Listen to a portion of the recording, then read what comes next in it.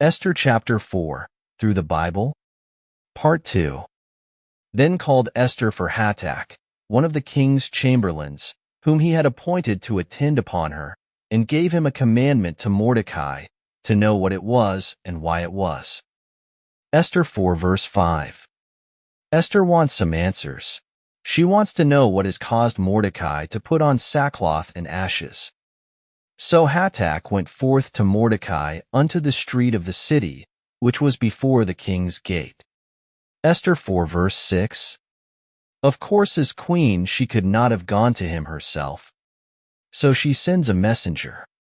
And Mordecai told him of all that had happened unto him, and of the sum of the money that Haman had promised to pay to the king's treasuries for the Jews, to destroy them.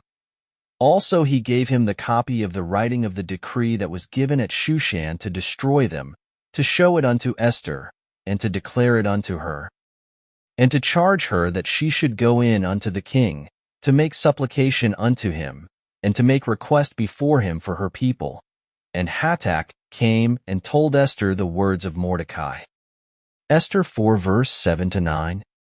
Mordecai sent a message back to Queen Esther which said in effect, "The reason that I am in sackcloth and ashes is that our people, you and I, have come under an awful decree of death." Then he gave the messenger a copy of the decree so that Esther could read it for herself. I wish that folk who say that the Bible does not teach that man is a sinner would read what God's word says. It is all there in black and white.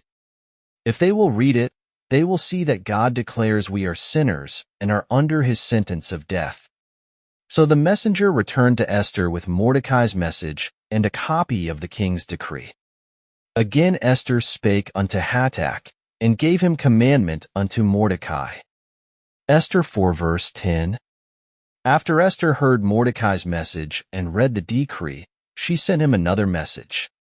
All the king's servants and the people of the king's provinces do know that whosoever, whether man or woman, shall come unto the king into the inner court, who is not called, there is one law of his to put him to death, except such to whom the king shall hold out the golden scepter, that he may live. But I have not been called to come in unto the king these 30 days. Esther 4 verse 11. In other words, that's too bad. I am sorry to hear it. I didn't know about it before.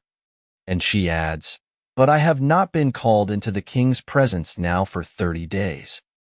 I do not know his attitude toward me, and you know what the law is. As was the case in every kingdom of that day, anyone who dared go into the presence of the king without being summoned would be summarily, automatically, put to death, unless the king extended his scepter to him. Xerxes was noted for his fits of temper. He could have put his queen to death if she had gone in without being called. So she sent back word to Mordecai, if I go in, it may mean death to me. And they told to Mordecai Esther's words, Esther 4 verse 12. Then Mordecai returned to her this memorable message. Then Mordecai commanded to answer Esther, think not with thyself that thou shalt escape in the king's house, more than all the Jews. For if thou altogether holdest thy peace at this time, then shall their enlargement and deliverance arise to the Jews from another place. But thou and thy father's house shall be destroyed. And who knoweth whether thou art come to the kingdom for such a time as this? Esther 4 verses 13 and 14. We must remember that there had been another queen and a decree which had set her aside. Esther was probably taking warning from that, but if she thinks the decree will protect her, she is wrong. The decree is that all of the Jews are to be slain, and she is Jewish. Mordecai puts it on the line.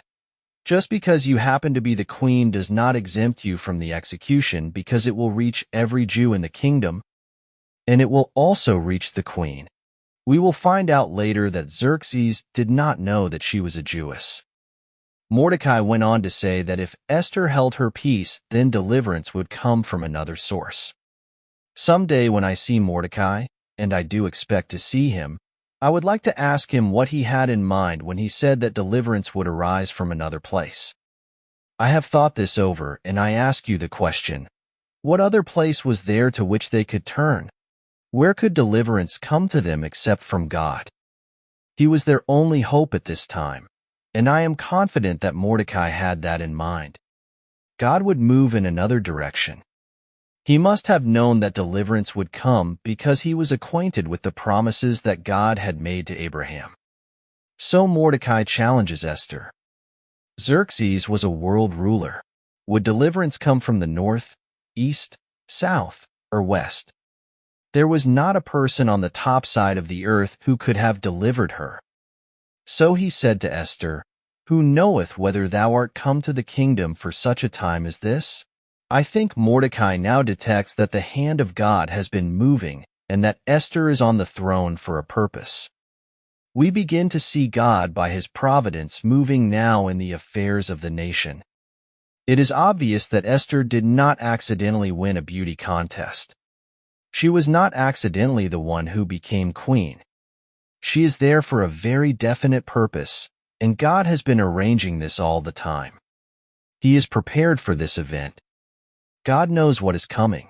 That is why, friends, we can trust him. When we put our hand in his hand, he has the power to hold us. He knows what is going to happen tomorrow, and next month, and next year. He will care for us. All we have to do is trust him. Mordecai is becoming a nobleman now in my estimation. He is revealing that he is taking a stand for God. He is willing to die for God. Watch Esther now. She is a queen, every inch a queen. Then Esther bade them return Mordecai this answer, Go, gather together all the Jews that are present in Shushan, and fast ye for me, and neither eat nor drink 3 days, night or day. I also and my maidens will fast likewise, and so will I go unto the king, which is not according to the law, and if I perish, I perish. So Mordecai went his way, and did according to all that Esther had commanded him. Esther 4 verse 15 to 17. These are the words of a noble woman. She tells Mordecai to gather all of the Jews in the city together to fast. She and her maidens would do the same. She would go to the king for help, and she was willing to perish if need be. Once again you will notice that nothing is said about prayer. Why doesn't she pray? Because she is out of the will of God. Why don't the Jews pray?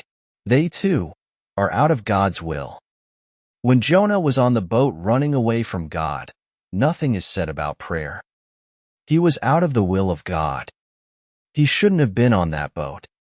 It is hard to pray when you are out of God's will.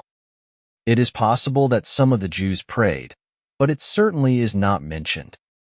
Esther's decision to go before the king is a very brave act. But, beloved, there is one more noble. He vaulted the battlements of heaven, came down to earth, and took upon himself our human flesh. He did not say, If I perish, I perish. He said, The Son of Man came to give his life a ransom for many. Matthew 20 verse 28.